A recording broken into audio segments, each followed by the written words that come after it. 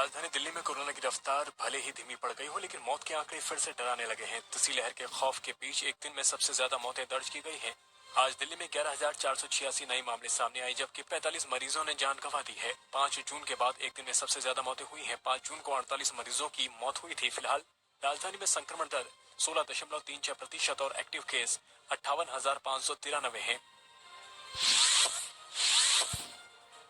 महाराष्ट्र के deputy CM Ajit Pawar ने कहा कि पुणे से शुक्रवार को 16,000 नए कोविड केस दर्ज किए गए। इसलिए हमने अगले हफ्ते तक पुणे जिले में स्कूल नहीं खोलने का फैसला किया है। कम से कम 8 दिनों तक पुणे में कोरोना की संख्या में कमी आने की संभावना नहीं है। वहीं यूपी में शैक्षणिक संस्थान 30 जनवरी तक बंद रहेंगे, लेकिन ऑनलाइन कक्षाएं यथावत जारी रहेंगी। कोरोना के नए खतरनाक वेरिएंट ओमिक्रॉन के नए मामले में भी लगातार उछाल देखी जा रही है। ओमिक्रॉन के मामले 10,000 के पार हो चुके हैं। अब तक ओमिक्रॉन के 10,050 मामले सामने आ चुके हैं। कल की तुलना में 3.69% की बढ़ोतरी हुई। कश्मीर के शोपियां जिले में सुरक्षा बलों ने शनिवार को लश्कर से जुड़े 2 आतंकियों को मार गिराया। यह एनकाउंटर किलबल एरिया में हुआ। मारे गए आतंकी लोकल बताए जा रहे हैं। दक्षिण कश्मीर के किलबल में आतंकवादियों की मौजूदगी की सूचना मिली थी। इसके बाद सुरक्षा बलों ने घेराबंदी कर तलाशी अभियान शुरू किया। जवान इलाके में तलाशी कर रहे थे तो आतंकवादियों ने उन पर गोलियां चला दी। जवाबी कार्रवाई में 2 आतंकी मारे गए। दोनों लश्कर तैयबा के शेडो TRF के सदस्य थे। एनकाउंटर वाली जगह से हथियार और गोला बारूद मिले हैं। IPL 2022 का आयोजन भारत में ही किया जाएगा, लेकिन इस दौरान दर्शकों के जाने पर पाबंदी होगी। पहले कयास लगाए जा रहे थे कि कोरोना के बढ़ते मामलों की वजह से IPL का आयोजन UAE या अन्य किसी देश में हो सकता है, लेकिन इसकी तस्वीर साफ हो गई है। सारे मुकाबले मुंबई और पुणे में खेले जाने का प्लान है।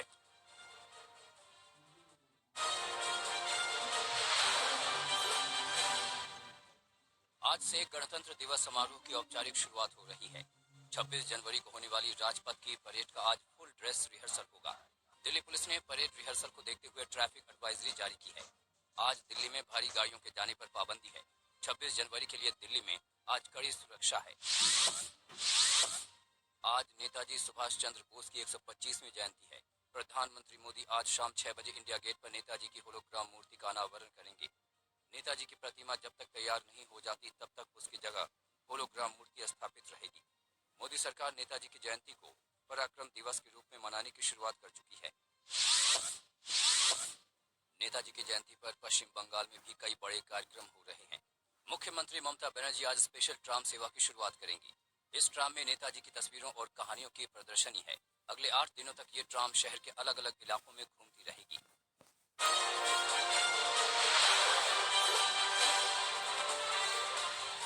यूपी में पहले चरण में पश्चिमी यूपी में चुनाव होना है। यहाँ बीजेपी ने पूरा जोर लगा दिया है। कल अमित शाह ने कैराना में डोर टू डोर कैंपेन किया। वहीं पलायन हुए परिवारों से मुलाकात की। पलायन को लेकर शाह ने अखिलेश सरकार पर जमकर निशाना साधा। इसके अलावा शाह ने मेरठ, बागपत और शामली पहुंचे। वहीं योगी आदित्यनाथ ने अलीगढ़ और बागपत का दौरा किया, जबकि जेपी नड्डा ने बिजनौर में कार्यकर्ताओं से मुलाकात की।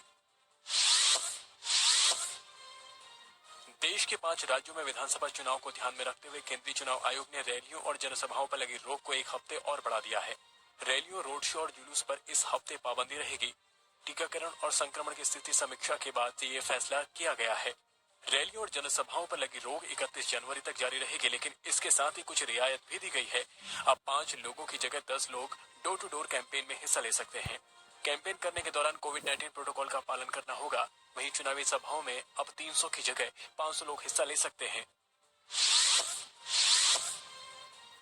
समाजवादी पार्टी ने अखिलेश के करहल सीट से चुनाव लड़ने का औपचारिक ऐलान कर दिया है। ये मुलायम सिंह यादव की कर्मभूमि मानी जाती है। वहीं अखिलेश यादव ने बिजली और पेंशन योजना के बाद रोजगार देने का वादा किया है। अखिलेश यादव ने IT सेक्टर से जुड़े युवाओं को यूपी में रोजगार देने का भरोसा दिया है। AIMIM प्रमुख असदुद्दीन ओवैसी ने शनिवार को उत्तर प्रदेश विधानसभा चुनाव को लेकर बड़ा ऐलान किया। ओवैसी ने बाबू सिंह कुशवाहा और भारत मुक्ति मोर्चा के साथ गठबंधन का ऐलान किया। 2 CM और 3 डिप्टी CM का फॉर्मूला भी सामने रखा। इसके मुताबिक यूपी में 2 मुख्यमंत्री होंगे, एक OBC कम्युनिटी से और दूसरा दलित कम्युनिटी से। इसके अलावा 3 उप मुख्यमंत्री भी होंगे, जिनमें से एक मुस्लिम कम्युनिटी से होगा। BSP प्रमुख मायावती ने दूसरे चरण की 55 में से 51 उम्मीदवारों की सूची जारी कर दी है। उन्होंने कार्यकर्ताओं को नया नारा दिया, हर पोलिंग बूथ को जीतना है। बसपा को सत्ता में लाना है। बचे हुए 4 उम्मीदवारों के नाम भी जल्द घोषित किए जाएंगे।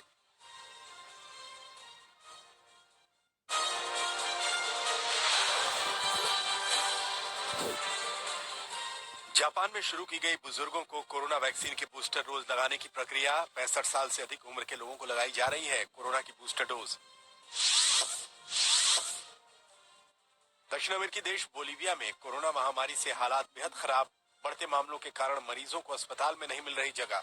हर रोज 10,000 से ज्यादा मामले सामने आ रहे। अब तक 8 लाख लोग हुए हैं कोरोना संक्रमित। मलेशिया के पूर्व प्रधानमंत्री महाथिर मोहम्मद को दिल की बीमारी की वजह से अस्पताल में किया गया भर्ती। हाल ही में हुआ था दिल का ऑपरेशन। कोरोना महामारी के कारण ब्राजील के रियो डी जेनेरो और साओ पाउलो में होने वाले कार्निवल को फिलहाल स्थगित कर दिया गया है। बढ़ते मामलों